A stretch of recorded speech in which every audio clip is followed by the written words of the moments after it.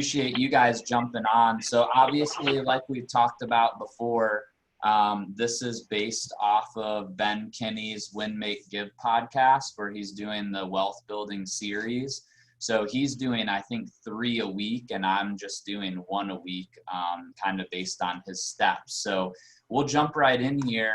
The part 2 is really kind of broken out into looking at both creating a good budget and then also calculating your net worth. And we're going to go through a couple quick steps to do that. But I really think that having listened to the majority of them, that this is the step that is really one of the most important steps, because really without doing this, you're not able to really assess where you are.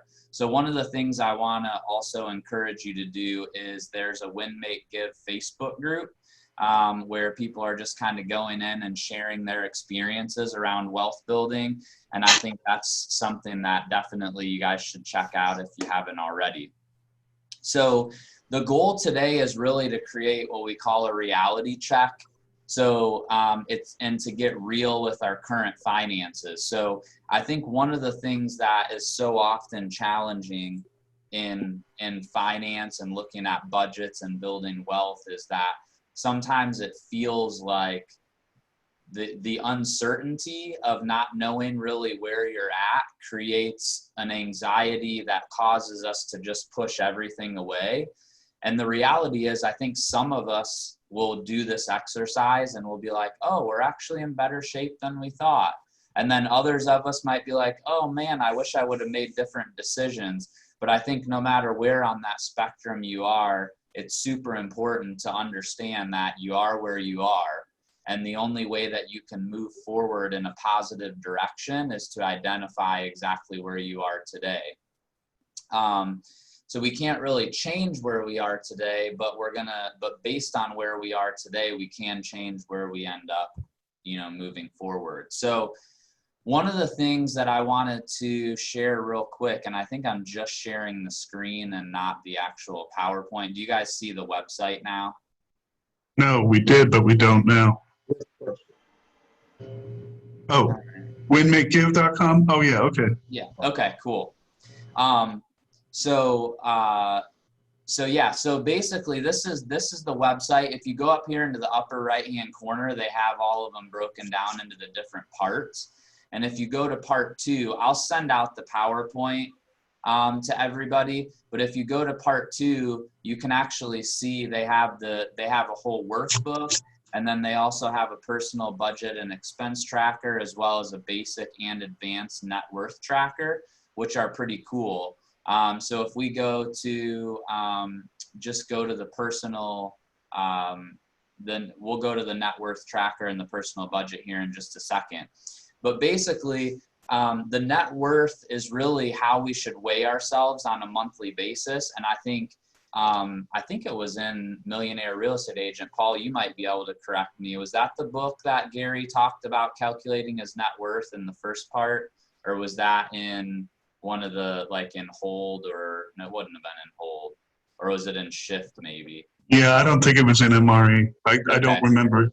Well, anyways, he told a story about how he basically started meeting with somebody. He actually did it on a weekly basis, but he started meeting with a buddy of his who was a financial planner, and it quickly evolved into really the only way to assess where you're at on a monthly basis and see how your trajectory and path is going is to determine your net worth up front, which doing it the first time is going to be the most work, and then really continue to look back on it over time in order to understand how the effects of not only the decisions that we make, but of the world, what happens in the world economy affects our personal net worth. And based on those experiences, we're then able to make decisions moving forward. So one of the examples that Ben gave in his podcast on this was just the idea that, what people's net worth looked like through, maybe first quarter and then over the different months, and comparing that to your personal experience and what's going on in the economy gives you a perspective and something to look back on when something else in the future happens, which the one thing that we always know is that there's always going to be, you know, big advancements and improvements in the economy, and there's also going to be big, you know, collapses or at least periods of time where things slow down. So our ultimate goal at the end of the day is really, in terms of starting this process, is really to figure out how much income we need to come in on an annual basis from our investments to be able to live off of what we make from our investments. And so the first step in that is really to go ahead and look at our personal budget and expenses. So I'm going to go ahead and pull up this budget tracker, which I thought was, again, it's nothing crazy in terms of being sophisticated or anything like that. But I think sometimes we can make things more sophisticated than they need to be. So again, you can go to winmakegive.com, upper right-hand corner, and go to the series part 2. And this is in there, and you can download it and put your own information in there. But the first thing that we want to look at are our expenses. So we kind of break those into 2 different types of expenses. We have what we call our required monthly expenses, and then also our optional monthly expenses. So those required expenses are going to be, you know, those things that we truly can't live without. Now, obviously, you know, internet has kind of become something that we can't live without, especially in our industry. I'm not sure cable falls into that category, but certainly cell phone does as well. And then having some sort of repair allowance, your debt, loans, credit cards. I make sure that you keep those into the minimum payment required, because obviously if you don't pay those, you're going to be in big trouble. Any kind of auto payments, car insurance, and then any other transportation, which in Columbus, Ohio is usually going to be gas and, you know, your car payment. And you've got groceries, insurance, healthcare, and then any other essential items. I mean, the one thing I don't see on here as an absolute category would be clothes. And I guess, you know, for most of us, that's going to be a required expense. But maybe if you're somebody who keeps clothes for 20 years, that's not something you have to look at on a monthly basis. I think I might have some t-shirts from high school that my wife always yells at me whenever we clean out the closet about me keeping. But overall, you guys get the gist. And then on the optional monthly expenses, we've got, you know, entertainment, dinners, lunches, hobbies, vacation, travel, subscriptions, clothing, and then, you know, charity and church might not be considered optional, but I guess it's not life or death. Savings, 401k, education, and books. So just kind of giving you guys an example of what some of those are. And I think oftentimes we think everything's so complicated, and yet in some ways it's really easy. So again, breaking those down into required versus optional. And so the way that we're going to go ahead and do that is looking at, basically gather all your bills, bank statements, credit cards, and go through this exercise. So go through each one of those statements and highlight everything in green that's a required expense, meaning you can't live without it. Everything in yellow, that's an optional expense, so you really like them, you don't want to get rid of it, but if you had to live without it, there was no other option, you could. And then the red are things that are either mistakes or things that you don't even use. So, I mean, it's kind of a funny joke, but kind of not. Like, do you have gym memberships that you're paying for, but you haven't been there in 6 months? You know, are there subscriptions? It's so easy with our credit cards kind of all attached to Google to just click buy in the Play Store and be on some kind of monthly subscription for an app. I think there was an agent right when all of this happened, I saw on social media, who had like $1,200 a year in app subscriptions that she wasn't even using. So things like that. So go through and highlight all of those things and then put them onto the sheet. And once the numbers are in the spreadsheet, then by adding up our expenses, both from optional as well as from required, we're going to be able to figure out the monthly expenses, or the amount of money that we have to make every month. in order to pay our bills. So we already kind of talked through this, but one interesting thing that I thought that he talked about was the idea of figuring out how much of your expenses each month are optional versus required.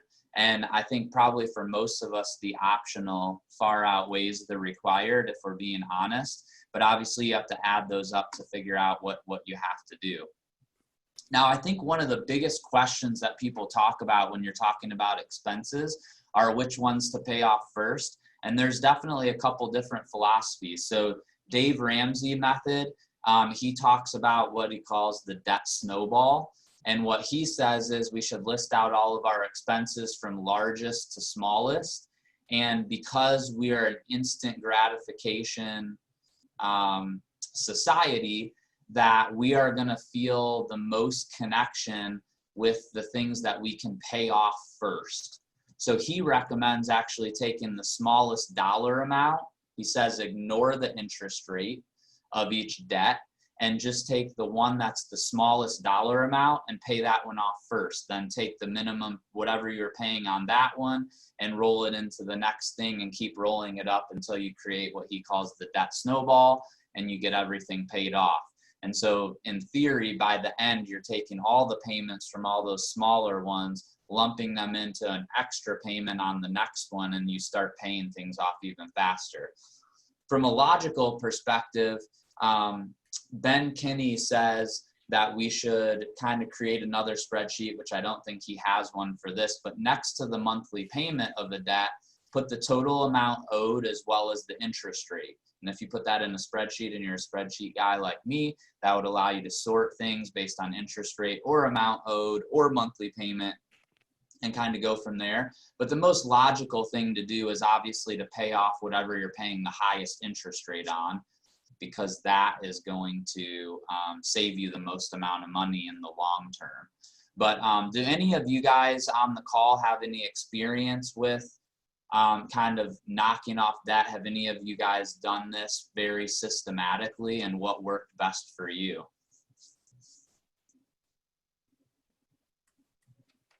Well, I guess I've gone through the whole thing. The first thing I did was get rid of any credit card debt a long time ago. Credit card debt. So that's the point. We don't put any credit card. We don't pay off. Build up or interest.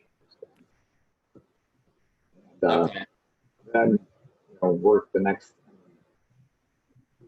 Hey, Jack, for some reason I'm having trouble hearing you again. I'm not sure what the problem is. I can see your mouth moving, but I can't hear you. Really? Now I just heard you say really, though. That's weird. Well, I don't know. I think the microphone's supposed to be in this webcam I bought, but can you hear me? Now I can. Yeah, when you get really close, maybe it's got some kind of noise canceling thing, and when you get too far away, it cancels out half of what you say. All right. Anybody else wants to contribute? I'll turn the fan down below. Hang on. Heather, were you going to say something? I'm living in a completely different world.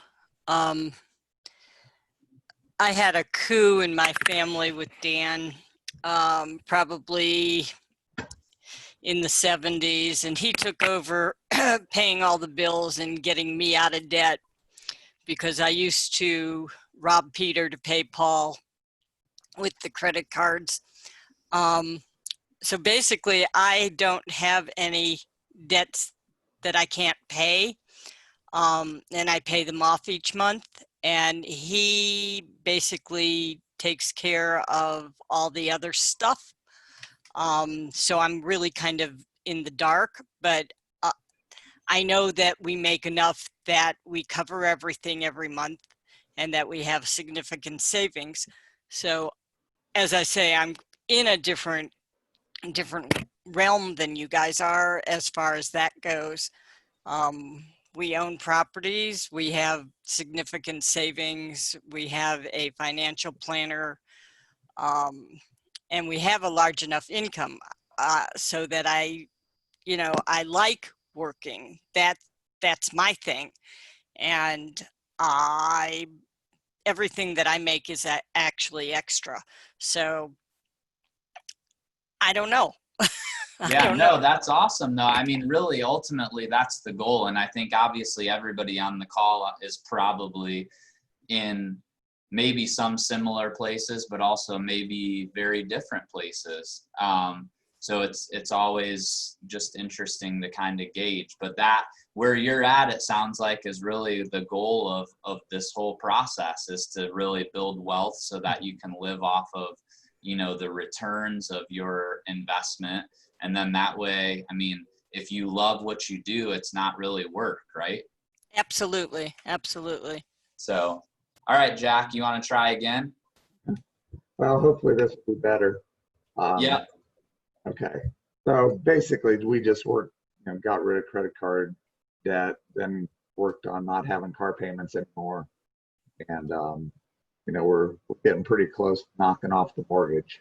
So we'll have arrived hopefully by the end of the summer as being out of debt, debt free.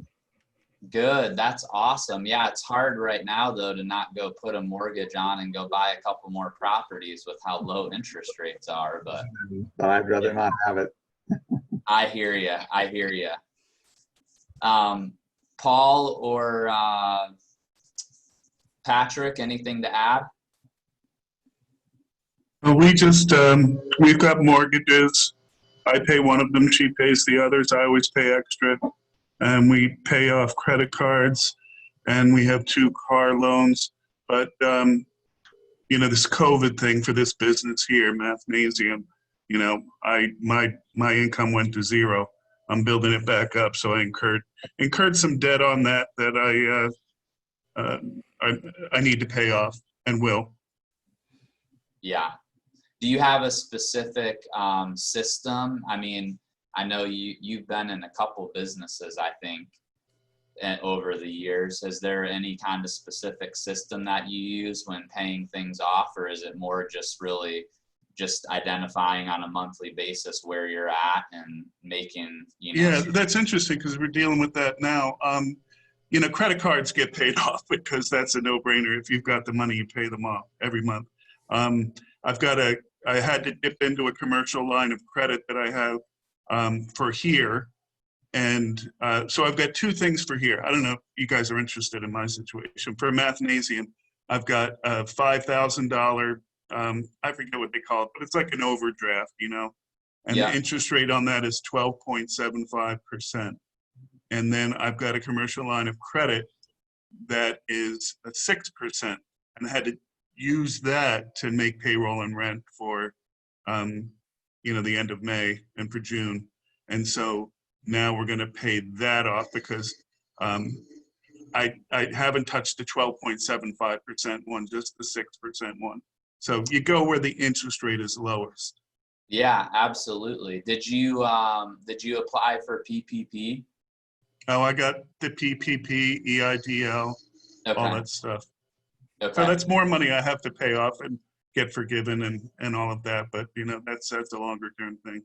Yeah, no doubt. No doubt. Okay, cool. Patrick, do you have anything to add? I muted you because you were giving some background noise.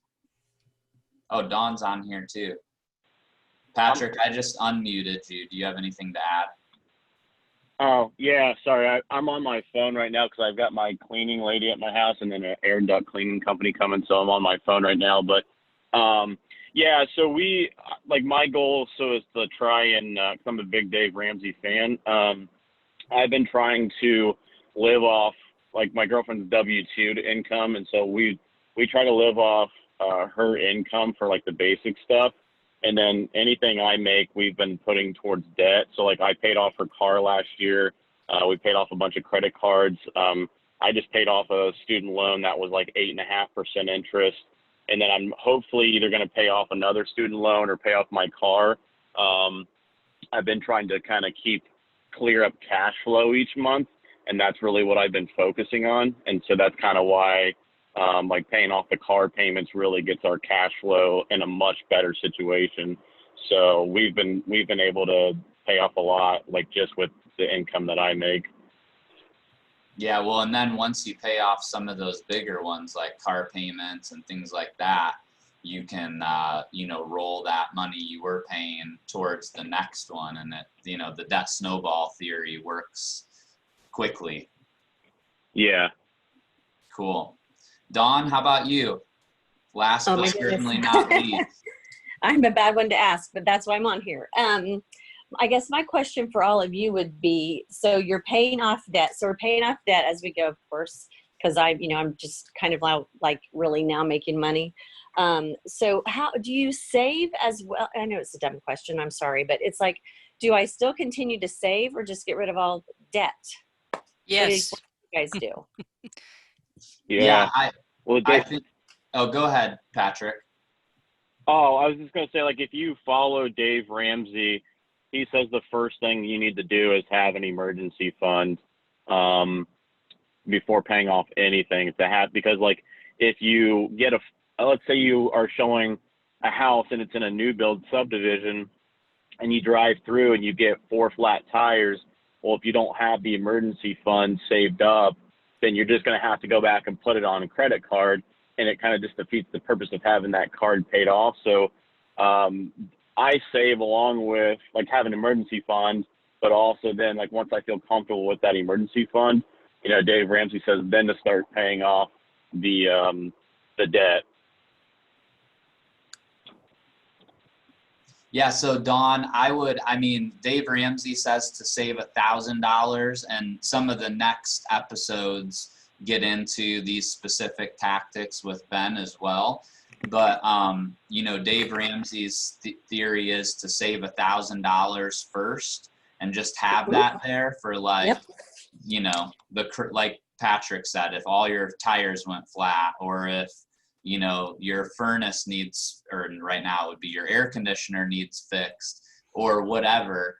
And then once you have, and maybe for you, depending on what your bills are, like, you know, you might want a little more than $1,000, but then once you have that emergency fund though, then now you can just start taking all the extra money that you make and putting it into, paying off those debts.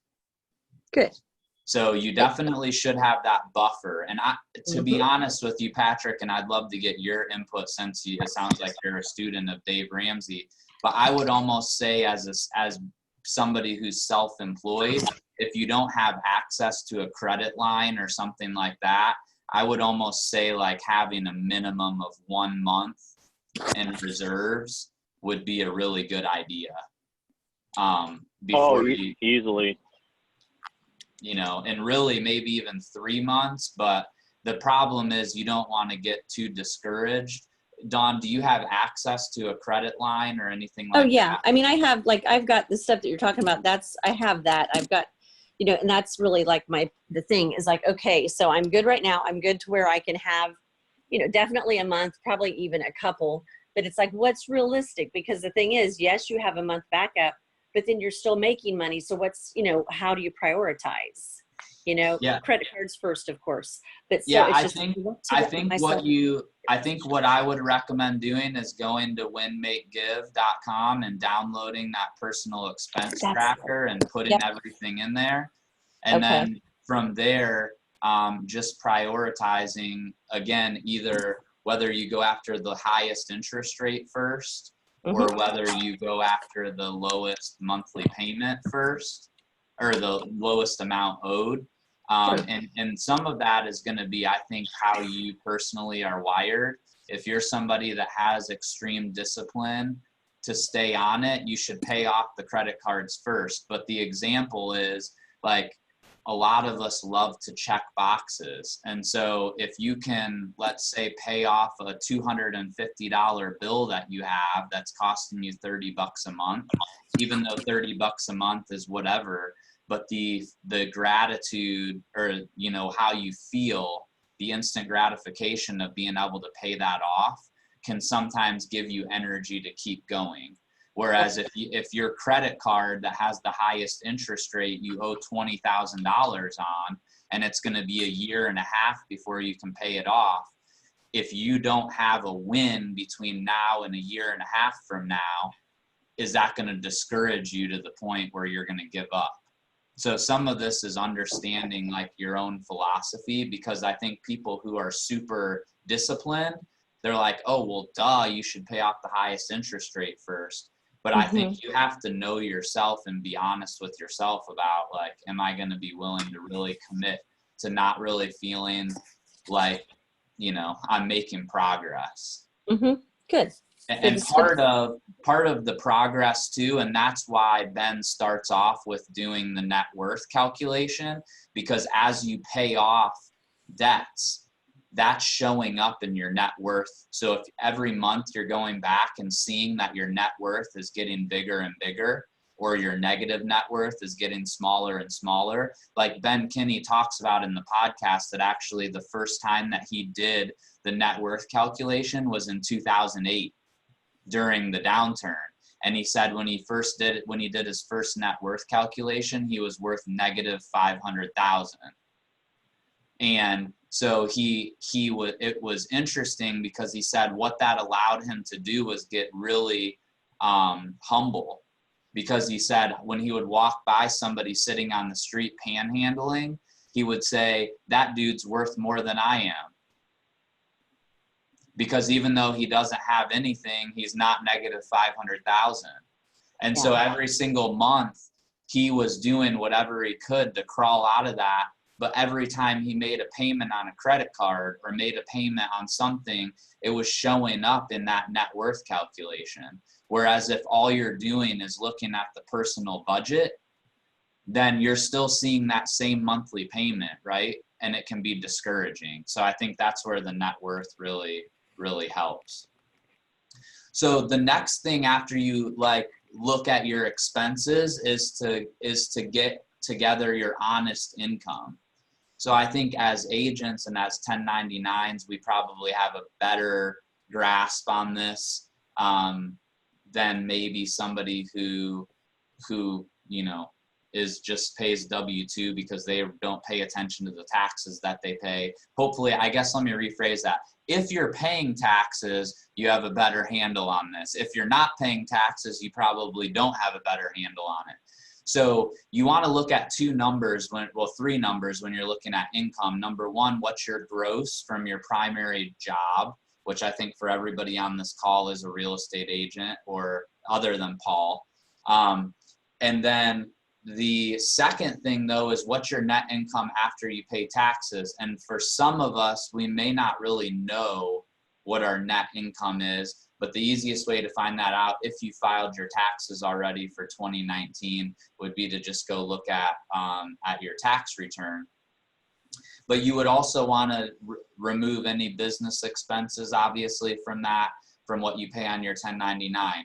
Now remember, what you get on your 1099 is after you're split with Keller Williams, so you won't deduct like what you pay towards your cap from that as well. It would only be what's on your 1099 minus your business expenses and what you pay in taxes.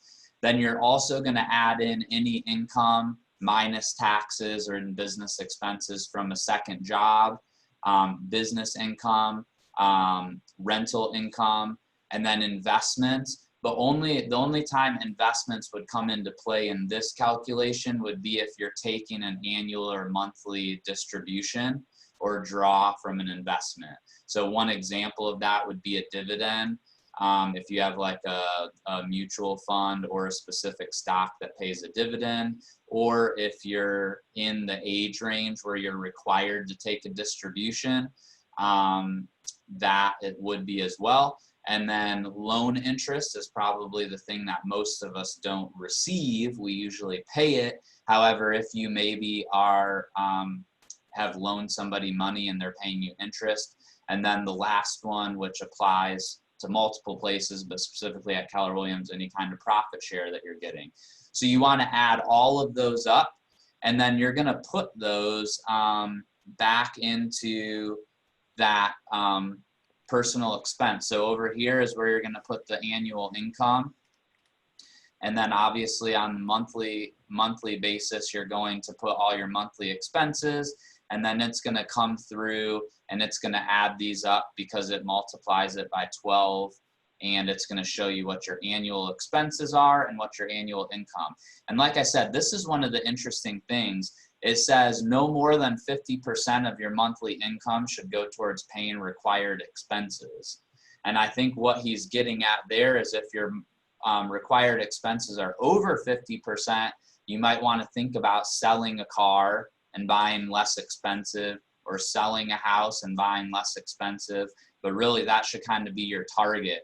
And then your target should be no more than 25% of your monthly income going towards optional expenses. And then that leaves you, Dawn, to your point, for 25% that can go towards debt reduction, savings, and giving. Now, obviously, if you're Christian, the Bible says, or maybe other, I'm not sure exactly what other religions say, but I know for Christianity, 10% tithe.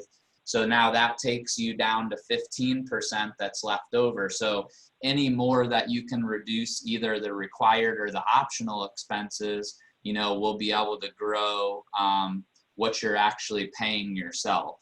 So I think this is a really easy formula. I think sometimes the thing I really like about this wealth building series that Ben did is it's super simple.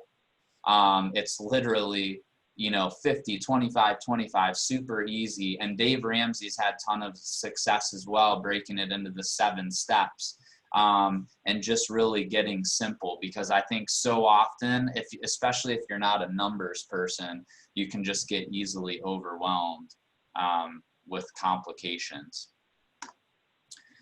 So then that information is then going to kind of be the first step. So that homework is super important. So again, going through all of your bills, your bank statements, and any credit card statements that you have, and highlighting the green for required expenses, the yellow for optional, and then the red are the things that you need to get rid of right away. And then when we talk about net worth, we're talking about actually the assets and the liabilities. So net worth is going to be completely different from income and expenses. So the net worth is actually what are the assets that you own. So when you look at the asset column, you're going to look at things like brokerage accounts, stocks, mutual funds, real estate that you own. So the actual value of the real estate. So that's not subtracting out the mortgage. So if you own a rental property that's worth $300,000, even if you owe $280 on it, the asset value is $300,000. Your personal residence is going to go the same thing. So even if you don't own it outright, it's going to be whatever it's worth.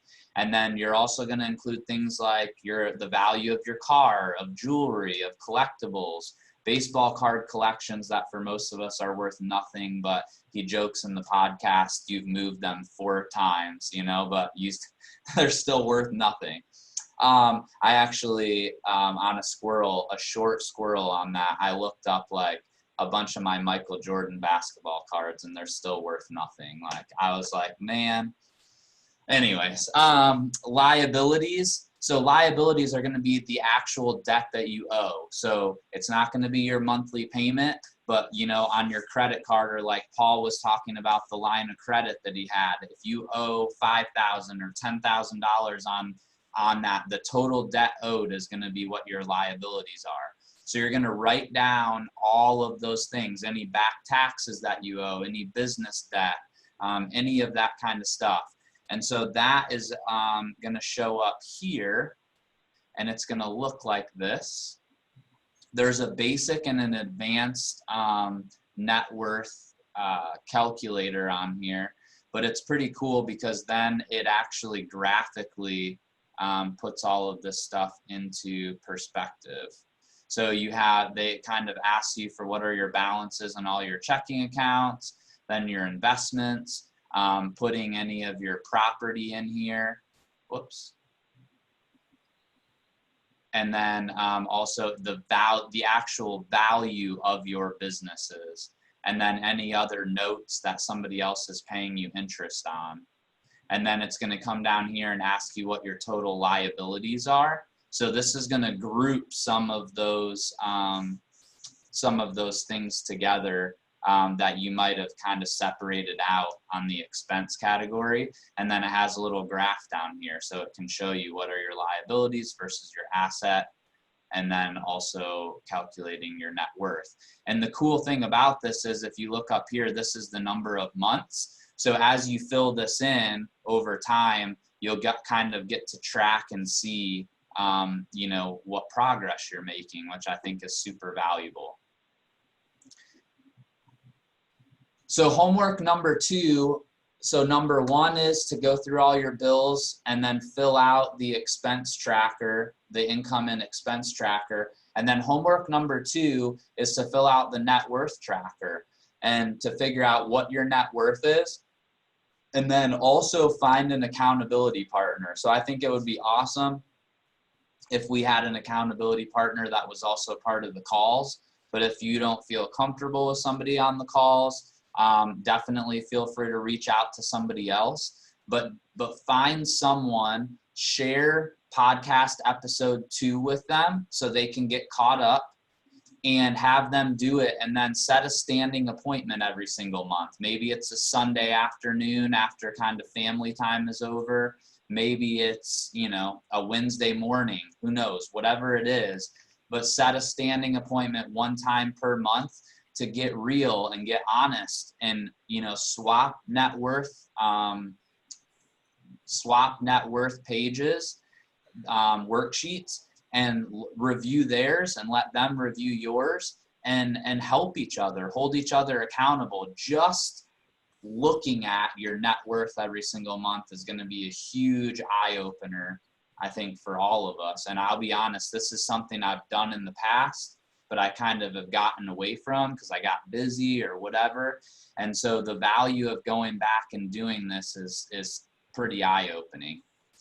So again, you're going to find an accountability partner. You're going to fill out your net worth tracker and then share that episode 2 with them so that you guys can get on the same page. And that's all I've got, guys. Is there any questions about what to do or how to do it or where to find what? And I'll also send out the PowerPoint that has the links in it as well. Thank you, Troy. I've done a lot of this stuff already, so now it's kind of putting it together, but I appreciate this. This really helps me a lot. Okay. Thank you, guys. Good. Awesome. Well, if nobody has any questions, I'm going to jump off here, but feel free to reach out to me. If you need help connecting with somebody, also reach out to me, because I would definitely love for all of us to continue building wealth together. And obviously the first step is understanding where we're at.